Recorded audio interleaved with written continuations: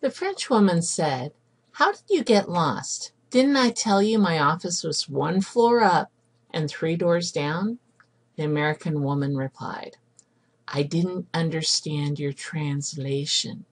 And that joke will be funnier later today as we go through this lesson on transformations and translations. So what is a transformation? A transformation is a change in the size, position, or shape of a figure. The original figure is called the pre-image. In our example here, triangle ABC up here is the pre-image. The transformed figure is called the image. That would be A prime, B prime, C prime. A lot of times when you change something in mathematics, we'll put a little apostrophe on it and call it prime. So one thing I want to look at is determine the side lengths of the pre-image, the original triangle. So you can see that the vertical leg is 2, the horizontal leg measures 4. Okay, so we know AB is 2 and AC is 4. Now we're going to find BC, and we're going to do that using the Pythagorean theorem since that's a right triangle. We know that AB squared plus AC squared equals BC squared. So then I can say 2 squared plus 4 squared equals BC squared, or 4 plus 16 is BC squared, basically 20.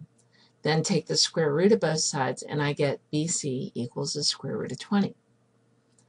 Now let's take a look at the side lengths of the final figure, which is the image. Again, the vertical legs measure the same, they're 2.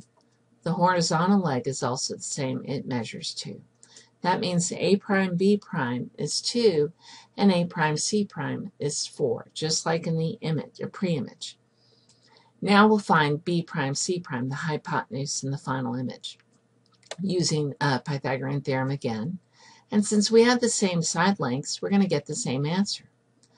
So if the size and shape of the original figure do not change, then a transformation is called rigid. The transformation from BC to A prime, B prime, C prime is rigid because the shape and the size of the triangle are still the same. So now let's take a look at how far each of the points move from the pre-image to the image. So we'll start with the distance from A to A prime, and I'll use distance formula this time. And substituting in the coordinates for A, which were basically, that's your x1 and y1, those coordinates are -4 and -2. So you can see on A here it's -4, -2. And then the y coordinates, the coordinates for A prime are 2, -5.